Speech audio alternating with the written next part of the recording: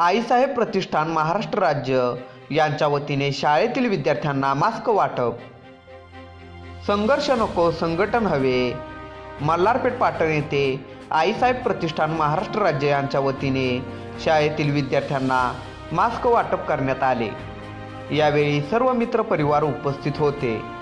खरं तर कोरोनाच्या काळात महाराष्ट्रासह संपूर्ण देशभरात मोठ्या प्रमाणात हानी झाली, परंतु प्रतिष्ठानच्या माध्यमातून विविध शाळेतील विद्यार्थ्यांना मास्क वाटप हा उपक्रम चालू आहे।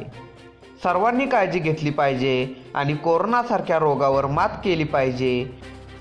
यावेळी मान्य रविराज चव्हाण, अभिषेक निकम, स्वप्नील तोरडे, स्वप्नील कंसे, सुशांत पवार, अल्ताफ मलगान, कैलास चव्हाण, योगेश पानसकर, आशिष स्वामी, दत्ता चव्हाण, ओंकार वाघ हे सर्वजण उपस्थित होते।